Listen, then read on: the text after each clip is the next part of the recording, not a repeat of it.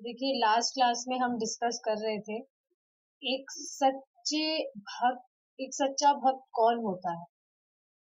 कौन होता है? जो उसके जीवन में चाहे कैसी भी परिस्थिति आए, दुख आता है, सुख आता है, लेकिन अपनी भक्ति को वो ऐसा नहीं है कि उन चीजों से कॉम्प्रोमाइज करेगा या कुछ दुख सुख आया तो अपनी भक्ति वो भूल जाएगा। नहीं, वो निरंतर रूप से भक्ति ही करता रहता है, सम रहता है। कुछ भी आए चीजें बस करना है। जैसे कल एक माता जी थी, अनीता माता जी, उनकी आंख में कुछ प्रॉब्लम थी, लेकिन फिर भी देखिए क्लास अटेंड करने आई थी, वो बता रही थी। तो यही होता है। और आप देखेंगे 16 राउंड्स भी हमारा फिक्स हो गया है, चाहे इसे कितना ही व्यक्ति बीमार हो, भक्त बीमार हो, करेगा ही वो चैंटिंग। तो यही होता है एक सच्चे भक्त का लक्षण कि चाहे से कैसी भी सिचुएशन आए, भक्ति करना वो नहीं छोड़ेगा। एक प्रैक्टिकल एग्जांपल आपको बताती हूँ कि भगवान के भक्त ही ऐसे होते हैं। भगवान से क्योंकि उन्हें प्रीति होने लगती है। आज ही मेरी माता जी की एक फ्रेंड है, तो वो लोग जाते हैं, कोई आपने सुना होगा खाटू श्याम जी का मंदिर, कृष्णा के डिवोटी हैं खाटू श्याम जी, तो उनके मंदिर जाते हैं हर 11 को। तो बात हुई होगी, फोन पे बात हो रही थी कि कल एकादशी है, कल चलना चाहिए मंदिर खाटू श्याम जी के। तो वो जो माता जी थी वो कह रही थी नहीं मैं नहीं जाऊंगी, अब मेरा मन नहीं है। रीजन बाद में पता क्या लगा, उनके बेटे की शादी नहीं हो रही, तो इस कारण अब वो मंदिर नहीं जाएगी। देख रहे हैं आप, देवी देवताओं की जो भी उपासना करते हैं वो मतलब होती ही उनकी बुद्धि ऐसी है। कोई भी देवी देवताओं के प्रति उनकी कोई प्रीति नहीं होती, उनकी भौतिक इच्छाएं पूरी हो इस वजह से वो उनकी उपासना करते हैं। लेकिन भगवान के जो भक्त होते हैं वो अपनी भक्ति को भौतिक इच्छाओं के लिए खर्च नहीं करते। पता है कि सारा तो वैसे भी भगवान के द्वारा ही होता है अरेंजमेंट। हम चाहे से दुख दुखी रहें या खुश रहें, जो होना होगा वो तो होता ही है। और जो भगवान के भक्त होते हैं उनमें आपने देखा होगा कि जो भी पंडित वगैरह होते हैं वो बताते हैं कि आपकी कुंडली में ये लिखा है, ये है, वो है, इस हिसाब से चीजें होगी। लेकिन आप देखेंगे जब व्यक्ति भक्ति करने लगता है तो कुंडली के हिसाब से उसके जीवन में चीजें नहीं होती है, भगवान के हिसाब से सब कुछ होता है। ऐसा नहीं है कुंडली पे जो पहले लिखा था वो भगवान से स्वतंत्र है, ऐसा तो नहीं है। लेकिन आप देखिए, जब व्यक्ति भक्ति करने लगता है तो भगवान व्यक्तिगत रूप से उसका ध्यान रखते हैं और वो सारी चीजें उसके जीवन में होती है जो उसकी भक्ति को बढ़ाता है। तो मुझे बहुत हंसी आ रही थी, बेटे की शादी नहीं हो रही इसलिए मंदिर नहीं जाऊंगी मैं। वो बताइए, भगवान के भक्त है ऐसे? नहीं, नहीं होते भगवान के भक्त ऐसे। यहाँ पे देखिए ये जो फोटो रखा है, ये युधिष्ठिर महाराज का फोटो रखा है। बहुत सुंदर फोटो है। आपने देखा, आपने सुना है जो युधिष्ठिर महाराज थे उनको राजा के पद से सीधे नीचे मतलब जंगल में जाना पड़ा था। आप खुद सोचिए, अभी हम ये सुन रहे हैं तो बहुत साधारण बात लग रही है। कोई भी व्यक्ति महल में रह रहा है, बढ़िया नौकर चाकर है, और एकदम से उन्हें वन में जाना पड़े। आप देखिए ना, सामान पे अभी अगर हम बात करते हैं कि हम घर वगैरह में रह रहे हैं और एकदम से हमें घर से निकाल के कहा जाए नहीं तुम जाके जंगल में रहो, मजाक के लिए नहीं, सच में कितना बुरा लगेगा। लेकिन युधिष्ठिर महाराज ने क्या भगवान की भक्ति करना छोड़ा? नहीं, ऐसा भी नहीं सोचा कि मैं तो राजा था और मुझे अब वन में रहना पड़ रहा है, तो भगवान आप तो दुख दे रहे हैं, मैं तो आपकी भक्ति नहीं करूंगा। नहीं, ऐसा कुछ नहीं, भगवान की भक्ति ही करते थे। आप देखेंगे उनको जो भी कौरव थे कितना परेशान किया था सभी पांडवों को, जो द्रौपदी थी उनपे कितना ब्लेम्स डाले थे उनपे, ऐसे वैसे, पर फिर भी सब डिवोटीज थे, सम रहे, भक्ति करना नहीं छोड़ा। तो यही चीज है, भगवान के भक्त जो है भक्ति करना नहीं छोड़ते भगवान की, जैसे कैसी सिचुएशन आए। अब इस डिस्कशन को हम आगे कंटिन्यू करेंगे। ज्ञानियों की एक श्रेणी निराकारवादियों की है, जो कहते हैं कि निर्गुण ब्रह्म की उपासना करनी अति कठिन है, अतः ईश्वर के किसी स्वरूप की कल्पना करना अनिवार्य है। वह वास्तविक ज्ञानी नहीं है, वह मूर्ख है। देखिए इसका मतलब क्या है, आप खुद सोचिए। जैसे कोई भी बच्चा है और उसके पिता, मतलब बच्चा वो जब छोटा था तभी उसके पिता ने देह छोड़ दिया। तो अब जैसे वो बड़ा हुआ और उसकी माता ने उसको बताया भी नहीं, ना कभी उसने अपने पिता को देखा, याद नहीं है, उसको बच्चा था, और ना उसका उनके उस बच्चे ने उनके पिता का कोई फोटो वगैरह देखा। उनको पता नहीं है उसके बच्चे को उसके पिता कैसे लगते हैं, और उस बच्चे को कह दिया जाए कि बेटा तुम अपने पिता के रूप का ध्यान करो। लेकिन निराकारवादियों का जो फिलॉसफी है उसको समझाने के लिए एग्जाम्पल बता रही हूँ। वो कहे कि बेटा तुम अपने पिता के स्वरूप पे ध्यान करो, कितना मुश्किल होगा, समझ भी नहीं पाएगा वो कि उसके पिता कैसे दिखते थे। हाँ, ऐसे भी बता दिया जाए आपके जो पिता थे वो गोरे थे या काले थे, कुछ भी बता दिया जाए, फिर भी क्या ठीक ठीक वो कल्पना कर पाएगा कि उसके पिता कैसे थे, उनका आचरण कैसा था, दिखने में कैसे थे। फिजिकली भी अगर कभी नहीं देखा है, फोटो से तो वो जान सकता है कि हाँ पिता ऐसे दिखते थे। तो वही चीज है, यहाँ पर क्या बताया जा रहा है कि जो निराकारवादी है, शुरू में ये लोग, मतलब इनके पास में जो न्यू इनके डिवोटीज होते हैं, इनके भी डिवोटी होते हैं, कृष्णा डिवोटी नहीं, निराकार डिवोटी, मतलब जो भी व्यक्ति इनके पास शुरू शुरू में आते हैं इनकी संस्था ज्वाइन करने के लिए, तो इनको कहा जाता है कि आप आकार पे ध्यान लगाइए। है ये लोग निराकार, लेकिन ये लोग क्या समझते हैं कि निराकार ज्योति पर ध्यान करना बहुत कठिन है, तो ये तो अभी बच्चा है, अभी अभी आया है, तो आकार पे ध्यान करो, किसी पे भी ध्यान करो, शिव जी पे ध्यान करो, काली पे ध्यान करो, कृष्ण पे ध्यान करो, सब एक है, किसी पे भी ध्यान करो, अच्छी बात है, ऐसे कहते हैं। मतलब इनकी गणना क्या होती है कि जो जो भी व्यक्ति भगवान की उपासना कर रहा है वो निम्न है, निम्न कैटेगरी में नीचे आते हैं वो। सबसे ज्यादा श्रेष्ठ क्या है, निराकार भ्रम की निराकार भ्रम पे ध्यान लगाना, सबसे श्रेष्ठ ये चीज है। तो निराकारवादियों की ये गणना होती है। जो भी भगवान की उपासना करते हैं या देवी देवताओं की भी उपासना करते हैं, तो लोग समझते हैं कि ये सब नीचे है, सबसे श्रेष्ठ वो अपने आप को समझते हैं कि ज्योति पर ध्यान लगाना सबसे कठिन चीज है। इस वजह से उनको वो शुरू में कहते हैं कि आप आकार पर ध्यान लगाइए, बहुत अच्छी बात है, लगाना चाहिए, ऐसे ऐसे उनको प्रीचिंग करते हैं। ये वास्तविक ज्ञानी नहीं है, वे मूर्ख है। तो बच्चे का एग्जाम्पल दिया, आप खुद सोचिए ना, जैसे ये लोग कहते हैं कि आकार नहीं है, निराकार है,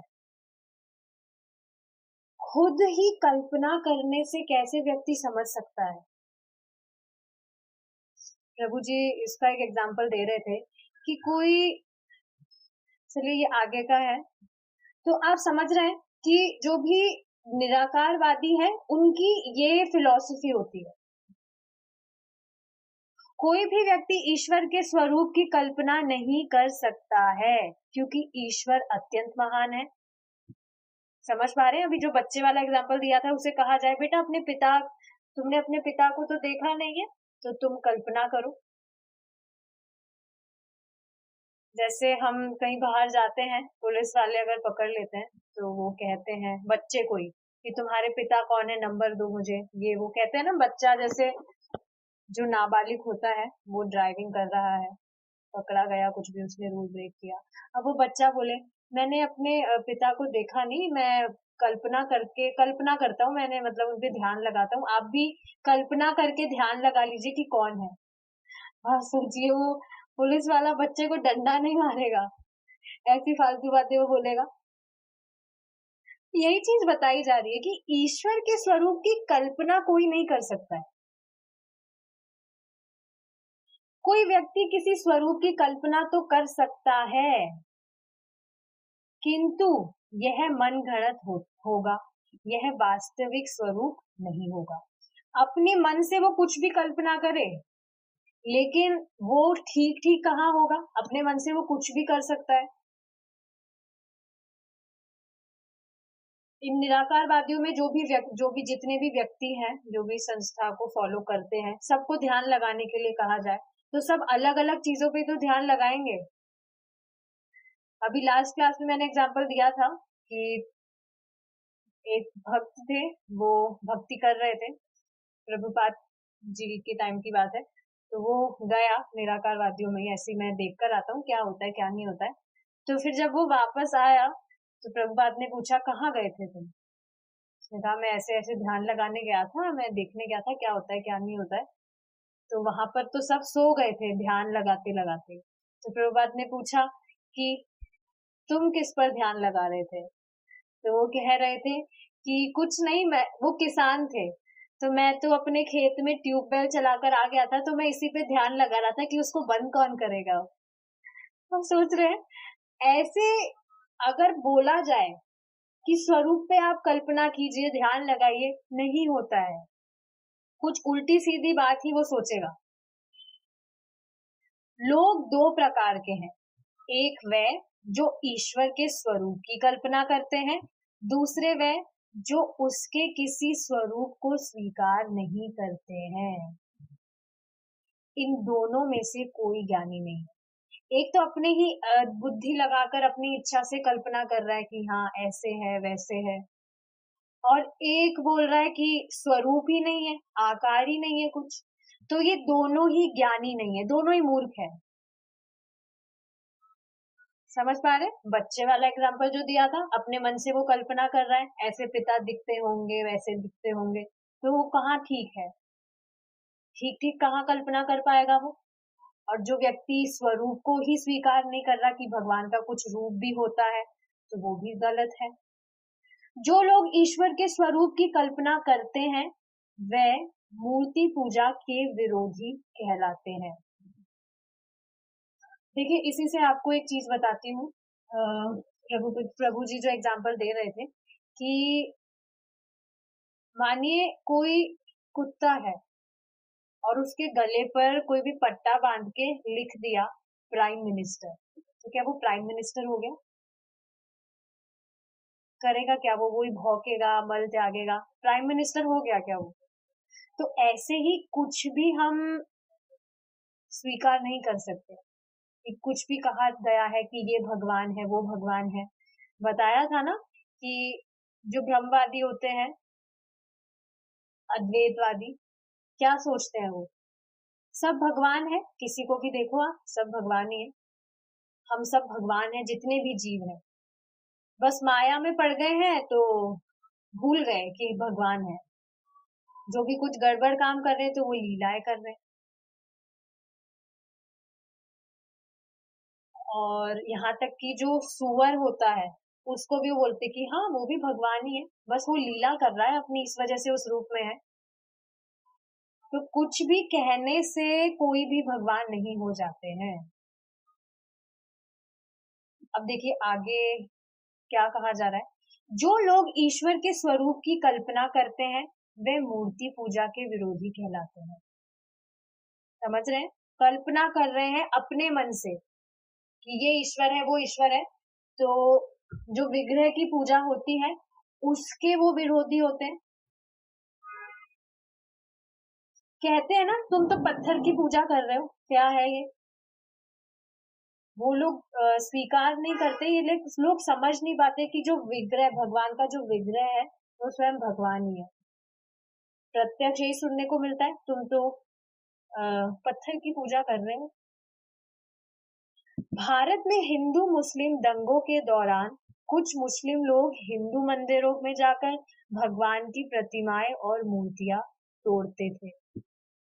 हिंदू लोग भी ऐसी ही प्रतिक्रिया व्यक्त करते थे।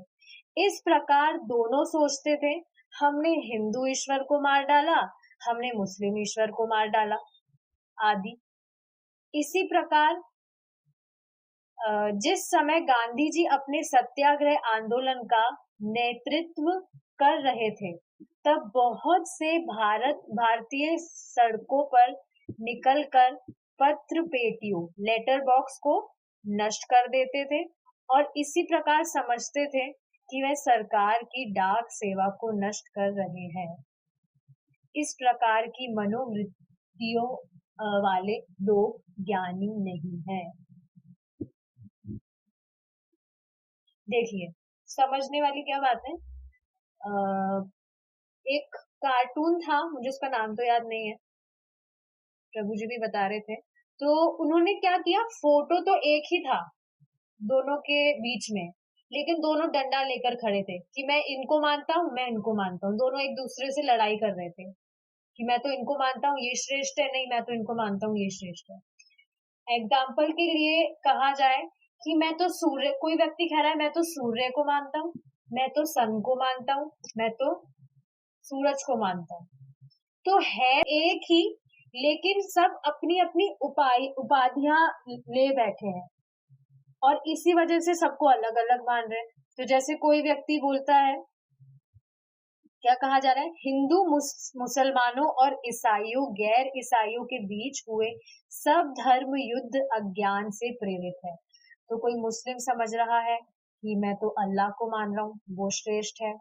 हिंदू कोई समझ रहा है कि मैं तो भगवान को मान रहा हूँ, वो श्रेष्ठ है। तो आपको पता है ये सब उपाधियों से ग्रसित है, इस वजह से इस अज्ञान में है और तभी बोल रहे हैं कि हम अल्लाह को मानते हैं, हम भगवान को मानते हैं, हम जीसस को मानते हैं। तो सब उपाधियों से ग्रसित है, इस वजह से ये चीज है। हरिदास ठाकुर जी की अगर कथा आपने सुनी हो तो वो आपको पता है मुस्लिम थे, Haridas Thakur ji, and he was a great devotee of Krishna. तो थे वो मुस्लिम, उनके गांव में ही रहकर वो हरे कृष्णा का जाप करते थे, कृष्ण की भक्ति करते थे। तो उनके जो मतलब जो भी मुस्लिम खुद को उपाधि से ग्रसित जो लोग थे, मुस्लिम समझ रहे थे, कह रहे थे कि तुम मुस्लिम परिवार में तुमने जन्म लिया है, तो तुम ये जो हीन हिंदुओं का धर्म है, हीन मतलब नीचे, इनके धर्म को तुमने क्यों अपना लिया, क्यों फॉलो कर रहे हो। तो हरिदास ठाकुर जी ने कहा, आपने इतने सारे हिंदुओं को मुस्लिम बना लिया, तो अगर एक मुस्लिम हिंदू बन गया तो क्या प्रॉब्लम है। ये तो उपहासात्मक बात थी, लेकिन असल में क्या है, वो यही कह रहे थे, आप जिन्हें अल्लाह कह रहे हैं वह कृष्ण ही है। मतलब सब नाम अलग अलग कह रहे हैं बट एक ही है, मतलब भगवान एक ही है, सबके भगवान एक ही है। बॉटम लाइन ये है। ये चीज हमने पढ़ी थी कि जो भी जीसस है, गुरु नानक है, महावीर जी हैं, ये सब क्या है, भगवान के मैसेंजर्स हैं, भगवान के दूत हैं। लेकिन भगवान से अलग तो नहीं है ना, सब भगवान की तो शक्ति है। भगवान ने सबको भेजा था ताकि धर्म की स्थापना हो, लेकिन सब उनको भगवान समझ के उनकी पूजा कर रहे हैं। तो इन शॉर्ट बॉटम लाइन ये है कि सबके ईश्वर एक है, वो है भगवान कृष्ण। बस लोग अपने आप को उपाधियों में बांध रखे हैं, इस वजह से झगड़ते रहते हैं। अभी तो आप देखिए ना, एक जो दूसरे मतलब खुद को जो मानते हैं हम हिंदू हैं, हम जो मुस्लिम है या जो भी है, उनको आप हरे कृष्णा बोलिए या कुछ भी बोलिए, वो रिप्लाई नहीं करते। जैसे उनकी पता नहीं कुछ कट जाएगा या क्या हो जाएगा, कुछ बोल देंगे। तो उपाधियों से ग्रसित है, इस वजह से ये कंडीशन है। पर इसका मतलब ये नहीं है हमें बोलना नहीं चाहिए, हमें सबको चांस देना है। कान में तो जाएगा उनके। मैंने आपको पहले बताया था, मेरे कॉल पे कोई अननोन नंबर आया था। किसी का भी कॉल आता है, इंस्टेड ऑफ सेइंग हाय और hello, I always greet them by saying Hare Krishna. मैंने कहा हरे कृष्णा, उसने जवाब नहीं दिया, हेलो हेलो कर रहा था। मैंने 2-3 बार बोला हरे कृष्णा, एंड में हरे कृष्णा बोल ही दिया। बाद में ट्रू कॉलर पर उनका नाम आया, वो कुछ मुस्लिम का नेम था। We should never think like that, सबको चांस देना चाहिए। मुक्त हो गया ना वो।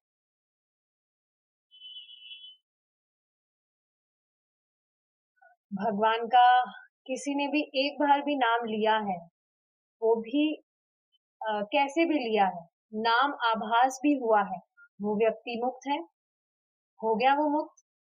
अब उसका अकाउंट खुल गया है, आगे जाके वो भक्त बनेगा ही। तो यही तो करना है, भक्त सब पे दया, मतलब यही तो दया है सब पर, कि कैसे ना कैसे उसको भगवान की तरफ मोड़ दिया जाए। जो व्यक्ति ज्ञानवान है वह जानता है कि ईश्वर तो एक ही है, वह हिंदू मुस्लिम या ईसाई नहीं हो सकता। तो हम भी हिंदू नहीं है, जो भी अपने आप को समझते हैं, हम तो शर्मा है, हम तो जोशी है, ना क्या क्या है, हम तो विसारिया है, और तो किसी के सरनेम नहीं है, हम तो सोनी है, हम तो गुप्ता है, हम तो हिंदू है। We are not Hindu, right. हम सनातन है। सनातन मतलब क्या होता है, जो शाश्वत, भगवान के अंश है। तो ये सब उपाधियां हैं भगवान।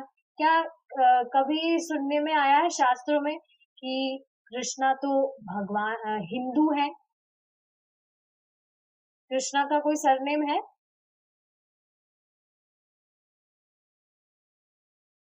तो ये सब उपाधियां हैं। तो ऐसे भी नहीं सोचना चाहिए कि जो कृष्णा है वो तो सिर्फ हिंदुओं के लिए है और औरों के लिए नहीं। सब उपाधियां हैं। यह हमारी कल्पना है कि ईश्वर ऐसे है वैसे है, ये सब कोरी कल्पना है। सच्चा ज्ञानी जानता है कि ईश्वर दिव्य है। एक बार प्रभुपाद का कोई इंटरव्यू लेने आया था, ऑस्ट्रेलिया की बात है। तो उन्होंने कहा, ओ सो कृष्णा इज योर गॉड। तो प्रभुपाद ने कहा, Krishna is your God also. तो ये जो इंटरव्यूअर्स होते हैं, ये मतलब इतने मतलब बोल्ड होते हैं कि सामने वाले को चुप करा देते हैं, उनकी जो भी वो कुछ भी करते हैं। लेकिन प्रभुपाद हमेशा आप देखेंगे कैसे एकदम बोल्डली आंसर देते हैं। एक पर्टिकुलर बुक है, क्वेश्चन एंड आंसर, कुछ ऐसी कोई बुक है, उसमें तो धड़ाधड़ सबका प्रभुपाद ने ऐसे मतलब सबको जवाब दिया है, बोल नहीं पाता कोई। तो देखिए, जब भी कोई भी इंटरव्यूअर प्रभुपाद का इंटरव्यू लेता भी था, तो उसे प्रभुपाद इंटरव्यूअर की तरह नहीं देखते थे। वो यही देखते थे कि ये बद्ध जीव है, समझ नहीं रहा है। और सबसे इंटरेस्टिंग चीज क्या है, प्रभुपाद सबको प्रीचिंग करने में थे। कोई भी उनके पास आता था, उसको प्रीच करते थे। कितनी अमेजिंग चीज है ये। देखिए, एक लाइन मैंने पढ़ी थी कि गुरु कौन है। गुरु वह है जो एक बद्ध जीव को उसकी प्राथमिकता बताता है। प्राथमिकता मतलब कि प्रथम क्या है, सर्वश्रेष्ठ चीज क्या है, वही गुरु है। क्या है प्राथमिकता? भगवान की भक्ति। और आप देखेंगे जो निराकारवादी है वो क्या बताएंगे, तुम भ्रम पे उस परम पिता परमेश्वर पे ध्यान लगाओ। उसको खुद को नहीं पता कौन है, उनके शिष्यों को भी वो ये बोलेगा, वो सो कॉल्ड गुरु, और खुद भी उसी पे ध्यान लगाता रहेगा। लेकिन एक सही में जो गुरु है वो ये जानते हैं कि बद्ध जीव है, और उसकी प्राथमिकता उसे बताएंगे कि क्या प्रथम, क्या श्रेष्ठ है तुम्हारे लिए। आपने देखा है ना, जो दीक्षा गुरु है खुद के ऊपर वो पूरी रेस्पॉन्सिबिलिटी लेते हैं, जो भी भक्त है उसके पूरे पाप अपने सर पे लेते हैं, रेस्पॉन्सिबिलिटी लेते हैं। दैट ऑफ कोर्स अगर वो अपनी जो साधना है अच्छे से दीक्षा के बाद कंटिन्यू करता है, will definitely go back to God. समझना चाहिए गुरु चयन करने, यहाँ तो सब इस्कॉन डिवोटी है, सबको पता है। और एक और इंटरेस्टिंग चीज पता है क्या है, कोई भी इस जिसने भी मतलब जो भी इस्कॉन डिवोटी है, वो उसके दिमाग में कभी भी ये चीज तो नहीं आएगी कि हम भ्रम पे ध्यान लगाएं। हो सकता है वो 4 नियम पालन नहीं कर रहा हो, या कुछ भी भक्ति भी उसने छोड़ दी हो बीच में, छोड़ी नहीं हो मतलब भक्ति तो कर रहा है, लेकिन कभी भी ये दिमाग में नहीं आएगा कि हम भ्रम पे उपासना करें, भ्रम पे ध्यान लगाएं। और आप देखेंगे, प्रैक्टिकल बात है, अगर आप निरंतर रूप से 10-12 साल तक भक्ति कर रहे हैं, तो अपने आप देखेंगे जीवन में कैसे परिवर्तित बिल्कुल चेंज हो जाएंगे।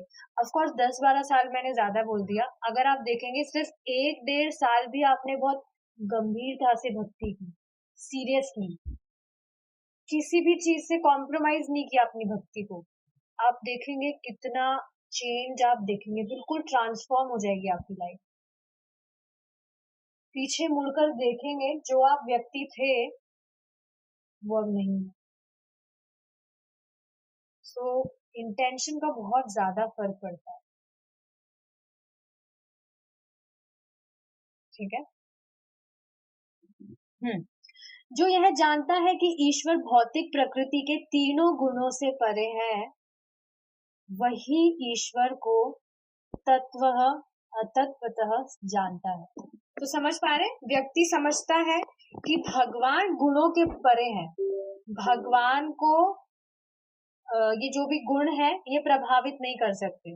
अच्छा, एक बात मैं बताना चाहूंगी, आज फिर से प्रभु जी की क्लास नहीं है, तो हम थोड़ा लेंदी करेंगे क्लास। ओके, मधु माता जी, हरे कृष्णा। मैं देखती हूँ आप डेली क्लास खत्म होने के कुछ टाइम पहले आते हैं, आपको पता नहीं है क्लास का टाइम क्या है? 6 बजे। 6 बजे, हाँ 6 बजे क्लास स्टार्ट हो जाती है। Try to come on time, ठीक है। We will continue. तो देखिए, जो भी हाँ जानता है कि जो भी है जानता है कि ईश्वर भौतिक प्रकृति के तीनों गुणों से परे है, वही ईश्वर को तत्वतः जानता है। ये हमने डिस्कस किया है कि भगवान को कोई भी गुण प्रभावित नहीं करते हैं, भगवान निर्गुण है, राइट। और ये एक कारण है कि क्यों हमें ये भी एक कारण है कि क्यों हमें भगवान कृष्ण का ही प्रसाद खाना चाहिए। बाकी देवी देवता गुणों से प्रभावित है, भगवान निर्गुण है। भगवान की झूठन हम खाएंगे तो हमें भी भगवान के गुण आने लगते हैं। This is one of the मतलब एक रीजन है, इसके अलावा तो और भी काफी चीज है। रीजन नहीं चाहिए वैसे भी भगवान का प्रसाद खाने के लिए, भगवान का प्रसाद ही पाना है, रीजन नहीं चाहिए, या बेनिफिट्स नहीं चाहिए कि हाँ ये बेनिफिट होता है वो बेनिफिट होता है। भगवान का प्रसाद नहीं पाएंगे तो फिर भक्ति डाउन होगी, प्रसाद पाएंगे भगवान का ही। और चीट डेज नहीं करने, सैटरडे संडे को तो खा लेते हैं बाहर का पकौड़ा पकौड़ी, नहीं, घर में बना के खाइए, क्या प्रॉब्लम है।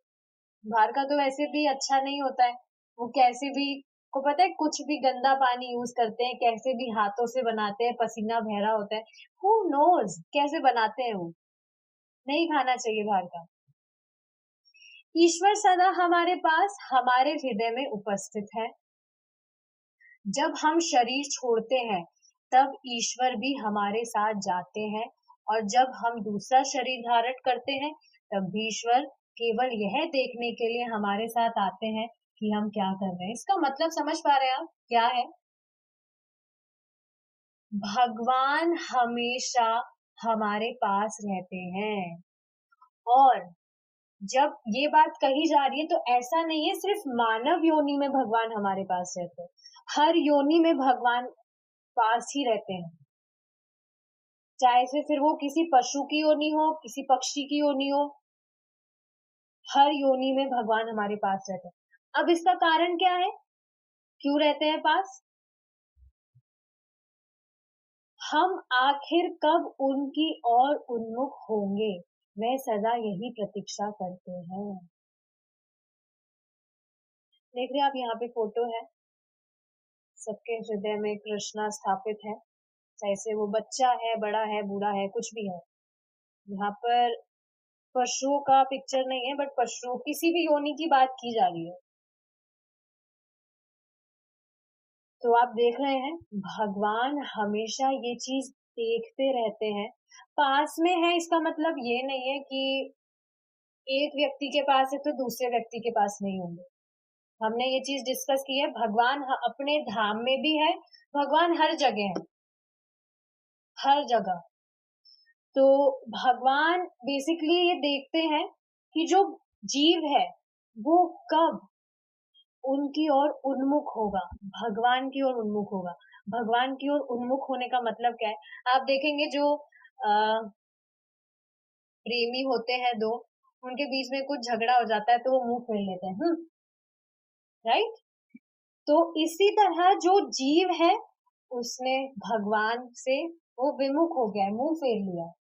लेकिन इंटरेस्टिंग बात क्या है, भगवान कभी मुंह नहीं फेरते। अगर भगवान मुंह फेरने लगे तो हमारी तो क्या ही हालत होगी, बिल्कुल खत्म है फिर तो हम। लेकिन भगवान कभी हमसे मुंह नहीं फेरते। तो भगवान हमेशा ये देखते हैं कि हम कब उनकी ओर उन्मुख होंगे। विमुख हुए हैं, फिर से कब उनकी तरफ मुड़ेंगे हम, हमेशा प्रतीक्षा करते हैं कि कैसे ना कैसे कुछ तो करें। ये हमने चीज डिस्कस कर रही है ना, भगवान बहुत कृतज्ञ है। थोड़ा सा भी हम उनके लिए करते हैं, वो उन्हें बहुत बड़ा समझते हैं। थोड़ा सा भी अगर हम भगवान को प्रणाम करते हैं, आप देखेंगे ना सुबह कितनी बार प्रणाम करते हैं जो भी भक्त हैं, दर्शन आरती, मंगला आरती। भगवान को जैसे प्रणाम करते हैं, भगवान अपने हाथ में मुक्ति रखते हैं। सिर्फ प्रणाम करने मात्र से व्यक्ति मुक्त हो जाता है। एक श्लोक है, उसमें यमराज जी बताते हैं कि कोई भी व्यक्ति है जिसने भगवान का एक बार भी नाम नहीं लिया, उसको लेकर आना है नर्क में, नर्क लोक मेरे पास लेकर आना है। तो फिर उनसे पूछा गया, अच्छा कोई व्यक्ति अगर गूंगा हो, बोला ही नहीं जाए बेचारे से, फिर कैसे वो बोलेगा? तो फिर उन्होंने कहा, अच्छा एक बार भी किसी ने भगवान का स्मरण नहीं किया हो, स्मरण। तो फिर कहा गया कि अगर कोई व्यक्ति पागल हो तो फिर वो कैसे स्मरण करेगा? तो फिर कहा गया कि एक बार भी व्यक्ति ने भगवान का दर्शन ना किया हो। अब व्यक्ति अंधा हुआ तो फिर दर्शन कैसे करेगा? एक बार भी किसी ने भी भगवान को प्रणाम नहीं किया हो तो उसे ले आओ मेरे पास। तो देख रहे हैं आप, भगवान से कैसे भी संपर्क हो जाए। तो यमराज जी उसे स्पर्श भी नहीं कर सकते। अजामिल का जो एग्जाम्पल है वो स्पष्ट है। उसको तो पता भी नहीं था कि वो भगवान का नाम ले रहा है, अपने बच्चे को बुला रहा था, नारायण अपनी माँ की गोद से मेरी गोद में आ जाओ। पता भी नहीं था उसे कि भगवान का नाम ले रहा है, जबकि उसने पूरे जीवन कितना पाप किया था। समझना चाहिए, भगवान को सिर्फ प्रणाम करने मात्र से भगवान मुक्ति दे देते हैं। तो भगवान हमेशा प्रतीक्षा कर रहे हैं कि कब हम उनकी तरफ उन्मुख होंगे। जो ही हम ईश्वर की ओर उन्मुख होते हैं, वह कहते हैं, मेरे प्रिय पुत्र, आओ, स च मम प्रिय, तुम सदा से मुझे प्रिय हो। मुझे प्रसन्नता है कि अब तुम मेरी ओर उन्मुख हो रहे हो। इसका मतलब क्या है कि कैसे भी उसका एक बार संपर्क हो गया भगवान से, तो अब भगवान बहुत प्रसन्न हो जाते हैं कि फाइनली अब ये मेरी तरफ मुड़ गया है। जैसे आप देखेंगे, जो छोटा बच्चा होता है उसका पेरेंट्स स्कूल में एडमिशन कराते हैं, और जैसे वो स्कूल जाने लगता है तो उसकी माता खुश हो जाती है कि आगे जाके मेरा जो बच्चा है वो डॉक्टर बनेगा, इंजीनियर बनेगा। अब आगे जाके पता नहीं वो क्या बनेगा, क्या नहीं बनेगा, हू नोस, कुछ भी बने, लेकिन खुशी तो हो जाती है। लेकिन भक्ति में ये चीज नहीं है। एक बार अगर उसका कैसे भी भगवान से संपर्क हो गया, तो वह आगे जाके भक्त बनेगा ही। प्रभु जी बता रहे थे कि कुछ भक्त होते हैं जो एकदम डाउन हो जाते हैं, भक्ति करते करते बिल्कुल आउट हो जाते हैं। यस, अंकित प्रभु जी, कहाँ थे आप 1 साल से? You are out. तो यही चीज बताई जा रही है यहाँ पे। हरे कृष्णा, सुन रहे हैं आप क्लास? यहाँ पे बताया जा रहा है कि अगर एक बार व्यक्ति भक्ति के संपर्क में आ गया, तो चाहे से वो डिस्ट्रैक्ट भी हो जाए, बिल्कुल आउट हो जाए, वापस वो आ जाएगा। आ गए आप वापस? कृष्णा ने बुला लिया। कई बार आके, कई बार मतलब ऐसा हो गया मेरे साथ में। हाँ, तो ऐसा होता है, बार बार में वो जाएगा व्यक्ति, लेकिन फिर से यही आएगा। भक्ति का अकाउंट एक बार खुल गया तो कहीं नहीं जा सकता, भगवान जाने नहीं देंगे। फंस गया बेचारा जाल में। अब भगवान कहीं जाने नहीं देंगे। तो ज्ञानी पुरुष ईश्वर के विज्ञान को यथार्थ रूप से समझता है कि भगवान है कौन। देखिए, विज्ञान का हमने समझा था क्या मतलब होता है। विज्ञान मीन्स रियलाइज नॉलेज।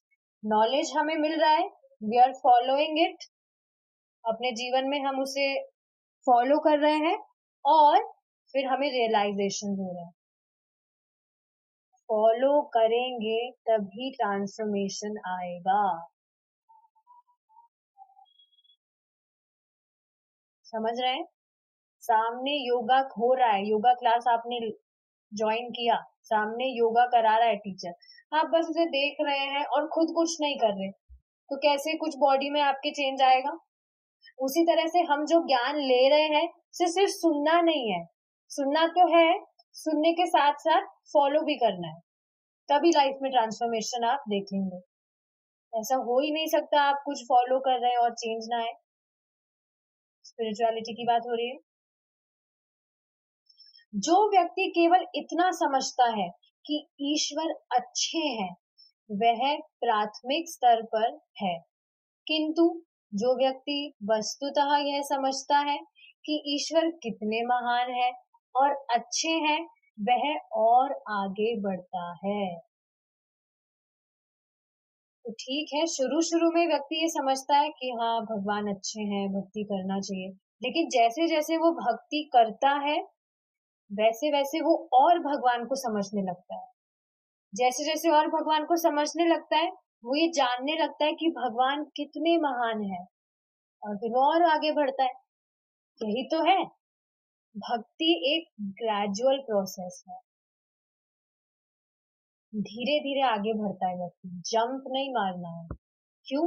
क्योंकि भक्ति पूरे जीवन करनी है, ऐसा नहीं कुछ लिमिटेड टाइम है फिर बस हो गया।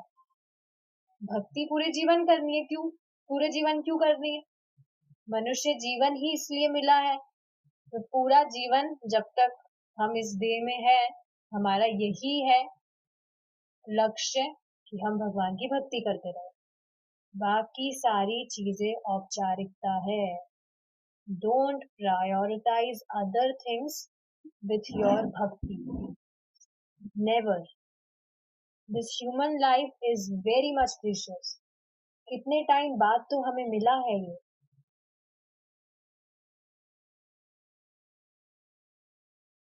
पता नहीं है ना कि कितने टाइम मिला बाद मिला है। 84 लाख योनियां होती है, पूरा हमने कवर किया उसके बाद मिला है, या किसी डिवोटी की कृपा हो गई थी, प्रसाद पा लिया था भगवान का इसलिए मिला है। और आगे पता नहीं, अब अगर भगवान के पास नहीं गए तो कब क्या मिलेगा। So never take this life for granted, this human life. वह ज्ञान श्रीमद् भागवत और भगवत गीता से प्राप्त हो सकता है। यही दो सर्वश्रेष्ठ ग्रंथ है। अगर आप ये पढ़ रहे हैं तो आपको और कुछ भी वेद वगैरह पढ़ने की जरूरत नहीं है। जो व्यक्ति सचमुच ईश्वर के विषय में जिज्ञासु है, उसे ईश्वर के विज्ञान भगवत गीता का अध्ययन करना चाहिए। समझ रहे? ठीक है, अब हम जो आगे हैं we will continue it tomorrow. किसी का कुछ क्वेश्चन तो यहाँ नहीं दिख रहा है मुझे। ठीक है, we will stop here. Srila Prabhupada की जय। निताय गौर प्रेमानंदे। हरि बोल। We will meet tomorrow. If